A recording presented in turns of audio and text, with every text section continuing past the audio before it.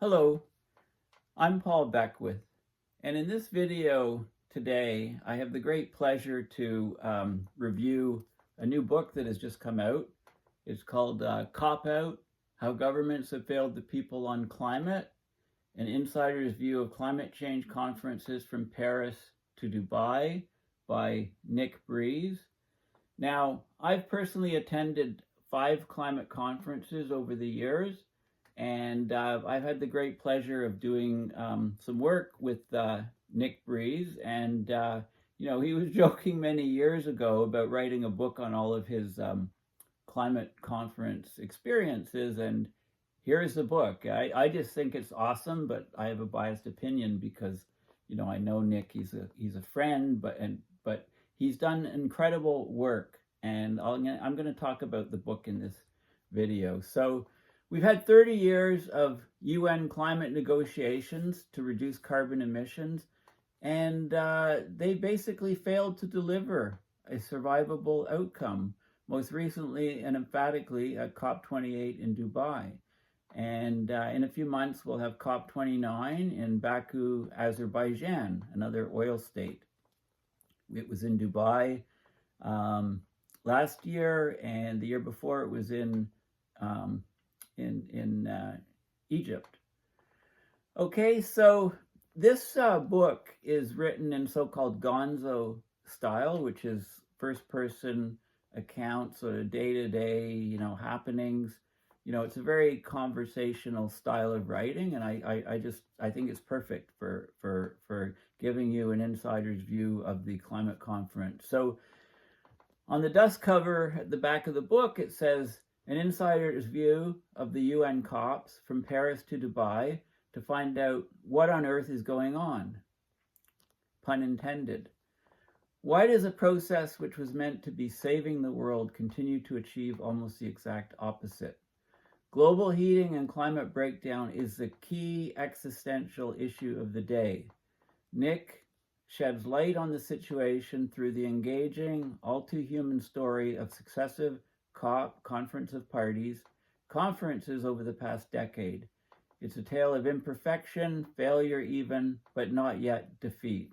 We can't succumb to defeat. It's not Extinction Rebellion, Just Stop Oil, nor any other climate protesters who are the crazy extremists. The true extremists are the policymakers who consistently undermine faltering efforts to reduce emissions. There's a terrifying gap between scientific reality and political action. Repeatedly claiming to be saving us whilst allowing carbon emissions to continue rising, and they're continuing to rise at record rates, governments have failed their people on climate. Nick's page-turning account shows us how, why, and what we can do about it. So I'm going to talk about various passages in the book that I really like, and why I say, it should be mandatory reading for anybody looking at climate change. So in the preface, there's a lot of there's a brief history of these climate conferences and what's been happening. So the first Earth Day was in 1970, and it was demonstrating support for environmental protection.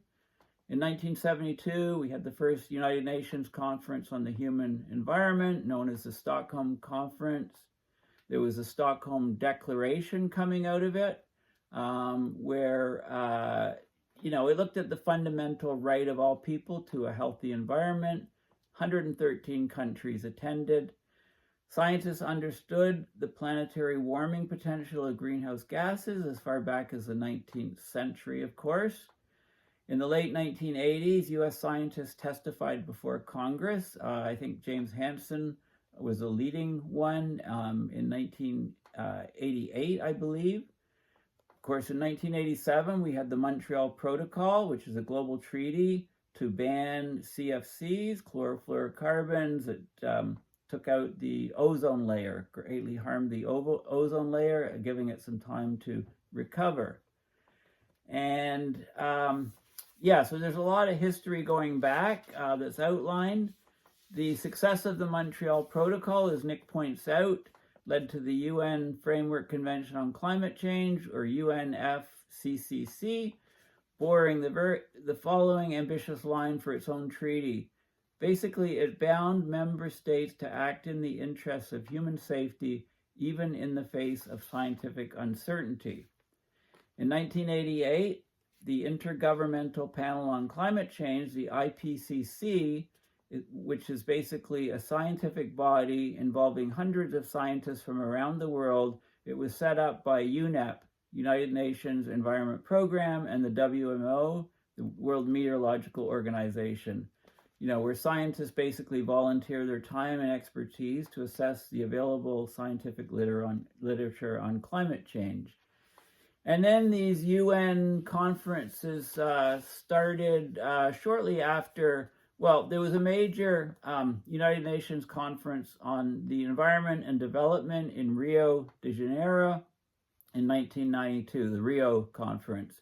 Very important, 154 countries and the EU signed up to the convention. More recently, February of 2023, 197 countries have signed the declaration. So there's a lot of history going back. The first COP event was in 1995, so-called COP1 in Bonn, the UN headquarters. Okay, so this book covers Nick's personal experiences reporting from COP21 in Paris to COP28 in Dubai, basically. I attended, my first COP was in Lima, Peru in 2014. Of course, Paris COP21 was in 2015. One of the major ones that people still refer to. And I think that was Nick's first COP conference. So they've been going on for a long time, and as he's pointed out is, they haven't, what have they done? I mean, they haven't addressed, they haven't solved any issues with climate. Our greenhouse gas emissions are ever higher, and it's crazy, it's ridiculous. So Paris, Nick's first conference, here's one of the passages in his book. I headed back to my workstation in the media center and began downloading the footage to my hard disk. That was footage of one of the interviews or talks. Stuart Scott, as in Scott, walked over and said that the Canadian climate communicator, Paul Beckwith, was arriving in Paris and would be at the COP in the morning. Scott, as in Stuart Scott, had organized a badge for him, and I was going to participate in the climate show series, which Stuart initiated. Beckwith was particularly focused on the melting Arctic and was keen to discuss geoengineering techniques to try to protect the reflectivity of this rapidly diminishing ice cap. This is Beckwith in 2015 at the Paris COP climate conference. So then Nick goes on to describe these climate interventions as like dystopian science fiction, according to a lot of people, Dr. Evil type technologies. There's a lot of humor interspersed in this gonzo account of the COPs. Basically, it's like a trip down memory lane for me, because he talks about where the conference was at the old airport, Le Bourget, the place to be bar, which was like the home for activists during the entire COP, lots of talks and so on. Stuart Scott said, Paul Beckwith was just here in the place to be bar. I got him his COP badge. He'll be inside tomorrow to help with social media. James Hansen's also arriving tomorrow. There's going to be a press conference with Hansen, and then there's going to be a night press conference between Naomi Klein and Hansen at the place to be. They decided, Stuart and some of his colleagues suggested to Nick interview Beckwith in the morning. He's a well-known communicator on a range of climate issues. Okay, so let me just give you a passage here. So this is from Nick, first person view. Back at the COP. I awoke at 6 a.m., put on my cotton trousers, shirt, and suit jacket, ran down for breakfast. You'll notice that Nick runs a lot in throughout the book, from event to event, carrying loads and loads of equipment. He always had loads, extra tripods, extra cameras. I mean, he basically interviewed people at the COP. He interviewed politicians, he interviewed scientists, attended as many of the press conferences as he could. It was involved in setting up press conferences himself. And, it turns out he was recording all of this stuff and I guess jotting down notes on day-to-day happenings with the book in mind. So he says, the usual COP crowd was assembled. I drained 2 cups of coffee, knowing this would be the staple of my day, and with bag on back, made my way swiftly into the blue zone of the conference. Not long after I sat down, Scott appeared at my shoulder. That's Stuart Scott, quiet and serious, his face tensed into a pale state of permanent concentration. Beckwith arrived, and I said hello. We had exchanged a few emails over the preceding years, but never actually met. With short, neatly cropped, but scraggly hair, it's a bit shorter now than it was in 2015, glasses, and a day or two's worth of stubble, he, as in Beckwith, me, presented himself with a reserved, cheerful demeanor. He was trying to discuss his participation in the climate show, but Scott was only half listening, preferring to focus only on the Hansen press conference later that day. Okay, so it really goes into details, day-to-day stuff. And then later on, it's, while I was working, Beckwith appeared at my shoulder.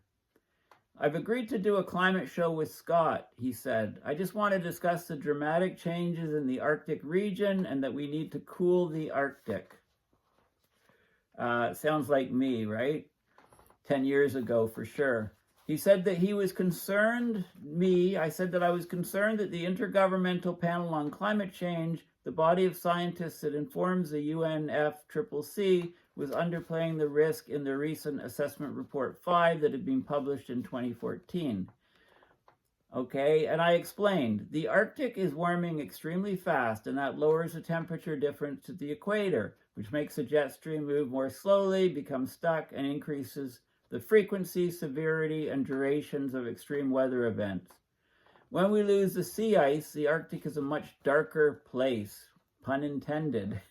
When it is a much darker place, there's much more absorption of solar radiation, therefore there's much more heating in the Arctic.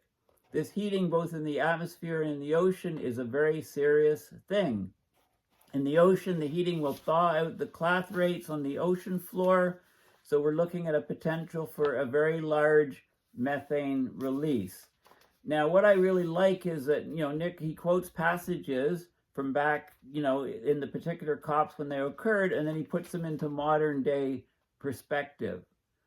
Okay, so I continued on that 2 degrees is a global average temperature. The actual temperature rise in the Arctic is much, much higher.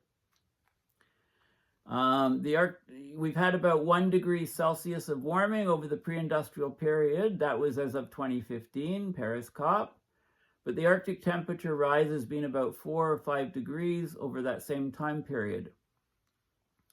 And what the outlook is for the next number of years, I said the first year the ice would take longer to reform. The first year after it was completely gone. It would take longer to reform. It wouldn't be as thick in the winter. So within a few years, it's very probable that we would have an ice-free Arctic for several months of the year. Then within a decade, all year round, and then we skyrocket up to a much warmer temperature. So I'm describing the blue ocean event. And actually it turns out, 10 years later, it hasn't happened yet. And one of the reasons, I think, is because I think there's 30% more ice now than there would have been if the AMOC hadn't been slowing down. Okay, the biggest threat from rapid warming, I said, and I'm quoted in the book, is the biggest threat from rapid warming or abrupt climate change is the threat to food, Beckwith continued. We have to grow food, and what happens is we get areas of torrential rains that destroy food crops. Okay, so then Nick talks about some recent research on food and the climate risk to global food security, and the interconnectedness of the climate system. So he's filling in the gaps between what people said and making the connection between what happened back in the conference, the COP conference, and what's happening present day. Beckwith's concern was that these changes in the Arctic represent a shift to a new climate regime that we will be unable to adapt to.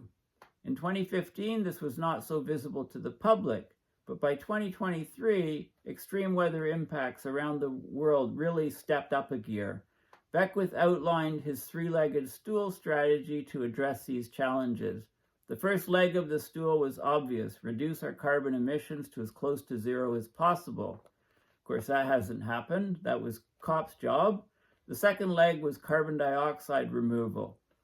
Although the IPCC and UNFCCC like to use 1.5 and 2 Celsius global average temperatures as their goals, many scientists prefer to use atmospheric concentrations of greenhouse gases when discussing the issue. Beckwith stated that even if we lower emissions, we would still see a continued temperature rise due to the high level of greenhouse gases in the atmosphere. This is sort of the lag effect. And then Nick talks about Hansen and some of his work. I also talked about the third leg of the three-legged bar stool. We need to cool the Arctic. Okay, so first leg, slashing emissions. Second leg, we need to cool the Arctic. Third leg, we need to look at SRM, solar radiation management techniques, to do that on a short-term scale to buy us time to get to zero emissions, because these other things take time. So Beckwith outlined two methods of solar geoengineering for cooling the planet. The first was using remote unmanned ships that pumped seawater into the air to brighten clouds in the Arctic summertime. These clouds, with increased reflectivity, then reflect a larger proportion of the sun's radiative energy back into space. The shaded Arctic Ocean area would then, in theory, stay frozen after the long, dark winter. This is the ships to spray seawater through nozzles so that the salt crystals could act as cloud condensation nuclei, the Stephen Salter method, marine cloud brightening. The second method involved pumping reflective aerosols into the stratosphere, spreading across the whole globe, which would create a far wider cooling while the light scattering aerosols remained in place. This aims to mimic large volcanic eruptions that pump enormous amounts of reflective particulates into the stratosphere and have been observed to significantly cool the Earth. Okay, now, of course, there's concerns that this is like Dr. Evil type stuff, Dr. Strangelove type stuff. Beckwith anticipated my concern. Whenever the topic is discussed, it's always what will happen if we do it. Just as important, in fact, more important, is what will happen if we do not do it. If we do not do it, extreme weather will ramp up, and what we consider extreme weather events now will become the norm. It goes on, and I made the claim back then that we can't discount solar radiation management. I said in 2015, I think they will all be required, these SRM methods. When people start panicking about the extreme and abrupt climate change, then they'll be calling for these methods. So we better know what we're doing when that happens. And Nick actually points out, almost a decade on, this controversial view is finding growing support despite being confined to a relatively small geo-clique, he calls it, and will continue to be raised as extreme weather increasingly impacts on our lives. Okay, so that's basically, some of the day-to-day happenings at the beginning of the Paris COP, and he goes on and he interviews loads of people. He talks about the Hansen and Naomi Klein show at the place to be, at the hostel. So he goes back to the hostel, before the show, the evening show, and he says, Back at the hostel, unencumbered by bags, I made my way downstairs to the bar. I saw Beckwith with a beer and joined him. Nick has reminded me, how much beer was consumed at that conference, actually. I'd kind of forgotten that. The crowds were building, and Scott signaled that we had to come in now to watch the talk. So he goes down to the room, and I'd gone earlier. Mike was at the center of the audience on a step ladder. This is a BBC professional film guy with Lizzie at his side. He had the best view in the room at the cost of comfort because he was in the center of the audience. He actually brought in a step ladder and set up his cameras on the step ladder so he could see everything because it was a packed room. Beckwith somehow inserted himself in the center of the front row and then filmed everything on his mobile at point blank range. And yes, I did do that. I kind of had to elbow my way into the front. Well, nicely, of course. Okay, so let me go to some other passages in the book. There's interviews with Carbon Tracker and with Nick. He would interview whoever would be willing to talk to him, and very, very, very many famous people too. Jason Box was a favorite person to discuss, to interview, and to have the odd beer with. And he had introduced a movie called Chasing Ice, which was screened in the Houses of Parliament in the UK, and it won an award, Satellite Award for Best Documentary. Jason was quite famous back at that time because a year before the Paris COP, he'd written a tweet saying, "If even a small fraction of Arctic seafloor carbon is released into the atmosphere, we're basically effed." Okay? And he took a lot of flack from that. So then Jason goes on, I'll read a passage. "The Greenland ice sheet, like any land ice mass, is a threshold system. Greenland's beyond its threshold. The real point is how far beyond that threshold do we push this ice sheet? Do we push it to a 2 Celsius or 4 Celsius summer warming?" And the concern is about the ice melt, of course, but maybe, it looks like the AMOC slowing down has actually tempered some of that. Kevin Anderson, famous UK scientist, is another very personal guy. I got to know him quite well. Nick had many interviews with him, many press conferences, etc. We were all talking about the risks of tipping points or these nonlinear factors back at the COP. Okay, so let me go on because we have a lot of other conferences to cover. So there was,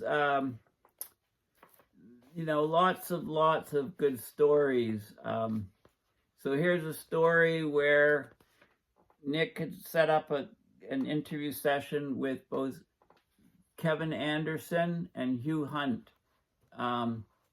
to film them in a discussion. And, as Nick was going to the location, he said he had a sense that he was being followed.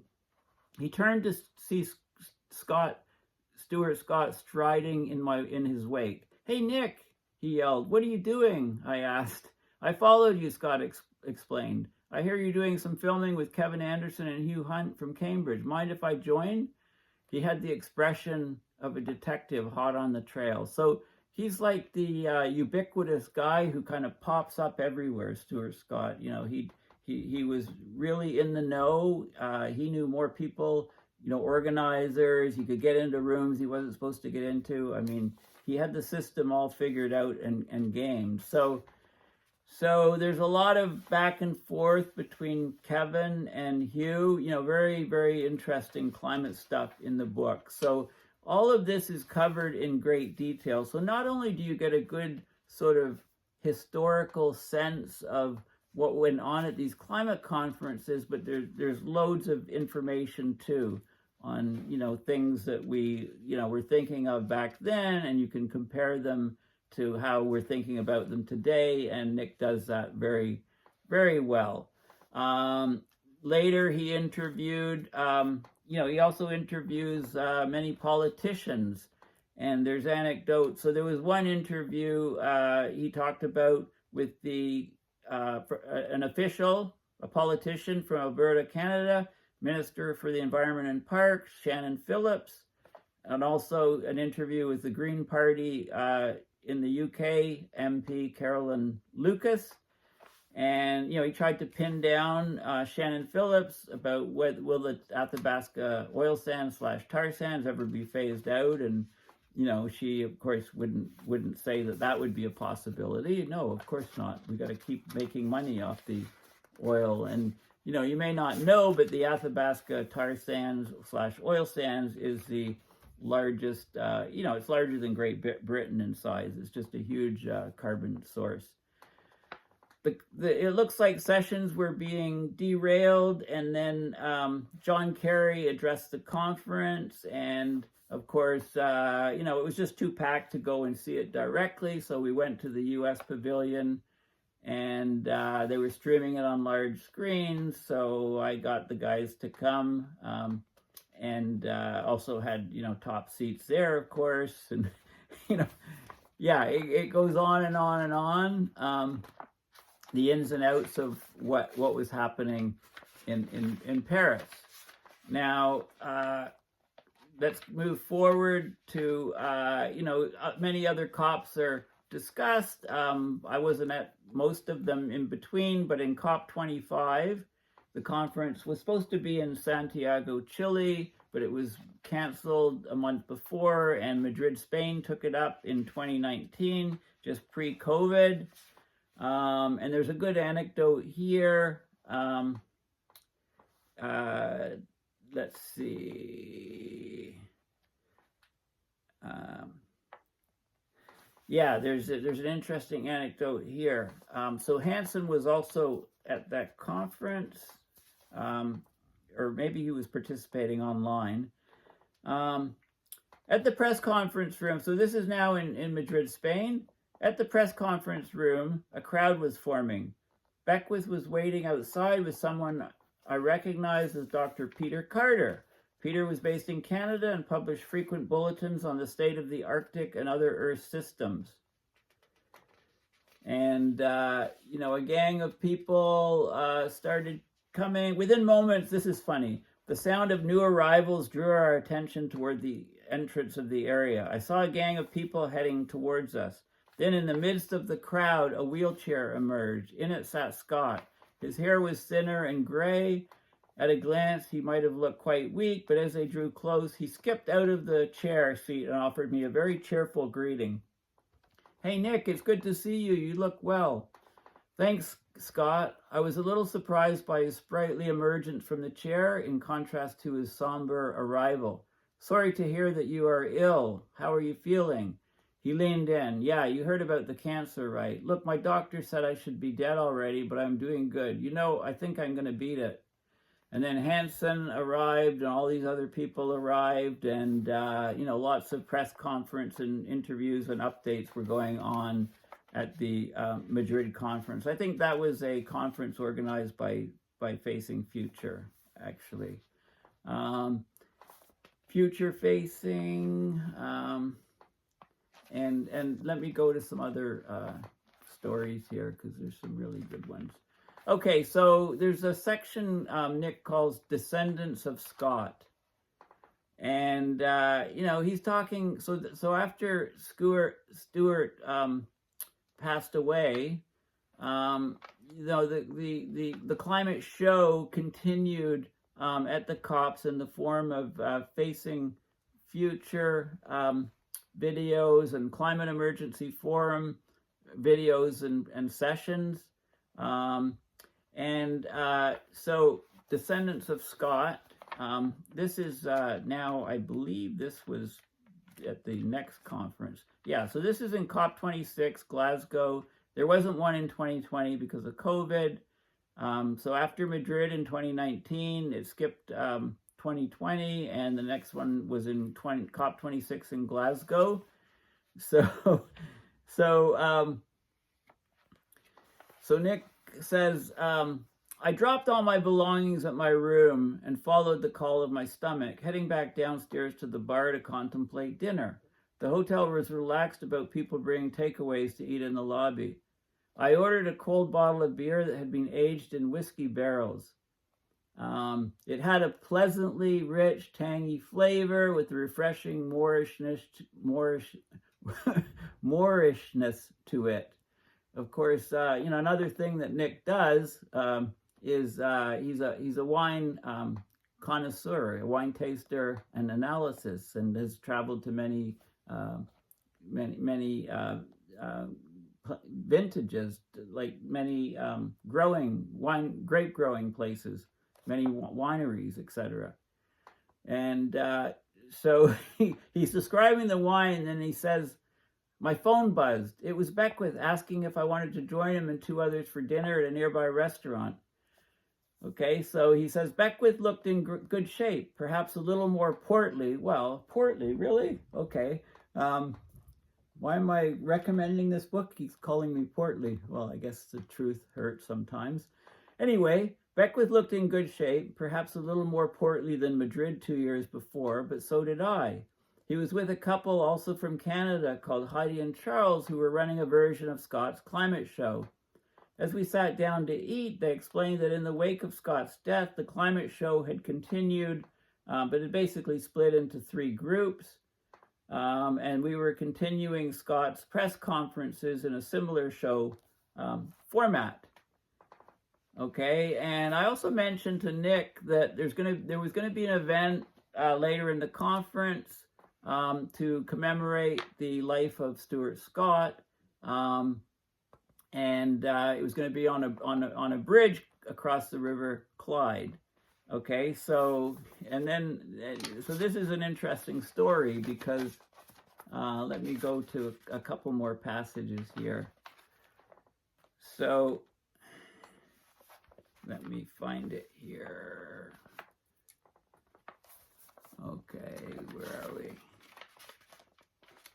Yeah, so Scott's spirit at the COP. A lot of us joked about, the COP being, well, not joke, but we talked about something was missing at the COP, and it was Stuart Scott, who'd always been at previous COPs. So his spirit, we talked about his spirit being at the COP. So I have to read this passage. It's Saturday morning, and I had much to do.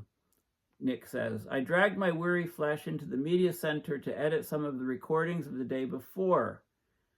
And as sick, treacly coffee embedded itself on my palate, I continued to work at a pace. It wasn't long after lunch when I got a message from Beckwith reminding me of the Scott tribute session that was approaching. But Nick couldn't make it. There were other things going on. He bumped into Peter Wadhams and his wife Pia. And he talked about Peter's work on Arctic polar ice and going in the submarines under the ice, etc. And then he says, jogging heavily along the corridor, right? Nick's always moving quickly. One year he hurt his Achilles tendon, and he couldn't quite move as fast. And I think it put a damper on his number of activities. I mean, he's like the Energizer Bunny. Jogging heavily along the corridor, Nick says, I bumped into Beckwith, who was wearing his gray flannel suit and looking quite cheerful. All good? I asked. Yes, I think so. You missed the ceremony outside with Scott's ashes, he said, enjoying the look of shock creep over my face. What? You had his ashes here? I said, my eyes bulging. And here's what I said, of course, with my Canadian sense of humor. Yeah, not all of them. We had about a leg's worth or something. It was actually quite nice. We all met at the Clyde, the river, and gave him a send-off into the river. He then faltered, looking down at his clothing. We both found ourselves looking at a large ashen patch on his jacket, on my jacket. "What is that?" I sensed I knew the answer. "Yeah," I said, "the wind really got up today. When they threw the ashes, they blew back right across my jacket." His calm Canadian demeanor was not fazed by having the weight of Scott upon him, pun intended. "So that is Scott?" He nodded in the affirmative. "I think I need a beer," I said. "Want one?" "Yeah, sure." Of course, Scott had to go to Glasgow. It was the final outing. And then there was a gathering in one of the pavilions for to commemorate the great warrior. He called himself a warrior, climate warrior, who would be doing climate warrior type things until he fell on his sword. He was often talking about that. So anyway, that's a really interesting passage. It's very meaningful to all of us who attended. And Nick would interview all kinds of people. Like, he talked about an interview later with the retired U.S. Lieutenant General about the risk posed by climate to the national security of the U.S. Nick says, "Are we at a point when the U.S. is a security threat to the rest of the world?" To my horror, without hesitation, the U.S. Lieutenant General said, "Absolutely." Beckwith buzzed him I buzzed Nick on his phone, asked him if he wanted to participate in a roundup event to end up the conference. And so it was Peter Carter who was virtually on, and Rupert Reed as well. So we were talking about that, and Nick, we all chimed in about the end of the conference. Now, the next conference was the following year, 2022, was Egypt, Sharm el-Sheikh. Nick calls it Sharm el-Vegas. And there's a couple more passages I want to talk about. This is actually quite funny. So near the entrance to this COP, in front of the Hard Rock Cafe queue, about to pay a ludicrous sum for a burger, was Beckwith. There I am, always popping up. A year on from Glasgow, he looked the same as he greeted me with a big smile. I'm glad I'm not even more portly, in the words of Nick from when he saw me the previous year. The aroma of American burgers wafting across the pop-up booth reminded me I needed to eat, but I fought it and let Beckwith enjoy his meal. He then took me on a brief tour, heading to the Cryosphere Pavilion, my favorite pavilion, of course, where endless talks on the diminishing rate and volume of global ice were being explained to a flowing tide of incoming and outgoing delegates. He mentioned that the COP had a tendency to run out of food and water, especially the first week. On one occasion, the sewage system overflowed, causing a torrent of human waste to run freely down one of the main connecting walkways.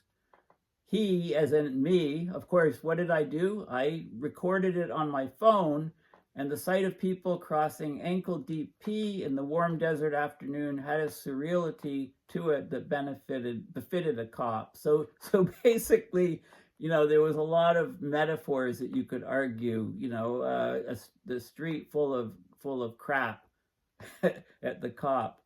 Noticing the pain I was having. So this is the year when Nick hurt his Achilles heel shortly before the conference, but he still had very heavy bags. So noticing the pain I was having walking, Beckwith offered to carry my bags to my hotel. So we left on a bus, and I was talking about the place being like Vegas, with his penchant for building replicas of monuments and cultural icons. And, a lot of parallels to Las Vegas, not just the icons and artifacts, but also the heat and the dryness. And then there's a chapter on Dubai, Nick was actually talking about interviews he had between conferences. So one interview with Jennifer Francis at Woods Hole Research Center, saying, expect chaos, expect unusual events, extreme events. We're going to see heat waves, floods, rapidly intensifying hurricanes. They're all symptoms that are worsening of climate change. So there's, you know, a lot of sort of anecdotes on that. And there's, you know, from that conference, which I didn't attend, it went down to the very wire. Yeah, it's just more and more talk and less, you know, nothing happening. I mean, look at greenhouse gas levels, higher than ever. Look at the rate of greenhouse gas level increase, higher than ever. And I just want to give a little plug here. This is, I circled it. This is all the page numbers that I appear on in this book. So I guess I'm not just promoting Nick's book. I'm, you know, I mean, I just love the book. I mean, it's like, for me, it's like a trip down memory lane a bit, because, you know, it really I mean, the book is so vividly written, it just brought me right back to all of these climate conferences. So I highly recommend this book. You can find it on Amazon. It was just published within the last month, I believe. And yeah, I really, really highly recommend it, because it gives you a very, you know, as I said at the beginning, it's Gonzo style, which is first person style, you know, day-to-day stuff that's happening, you know, you know, events that are ongoing. And, you know, it's remarkable the number of press conferences and interviews and stuff that that Nick Breeze has done over the years at these COPs. And it reminds us all of Stuart Scott and his, you know, great work. He introduced me to the COP, like I said, in Lima, Peru in 2014. And yeah, it's, you know, we miss him, basically. And it's funny in the book, because you can see kind of like the, you know, I mean, Stuart's personality, very, very intense. And, you know, he rubbed some people the wrong way, but he accomplished an awful lot. And, you know, we all, whether he rubbed us the wrong way or not, we all, you know, we all have Stuart stories. And, you know, especially the ashes on my jacket was, you know, pretty crazy stuff. So anyway, thank you for listening. And I hope you go on Amazon, leave this video, go on Amazon, and just Google COPOUT Nick Breeze, and purchase a copy of the book. It's a good price. It's just in soft cover, and highly recommended. Highly recommended. A very good read. So thanks again, and yeah, we'll chat soon. Okay, bye for now.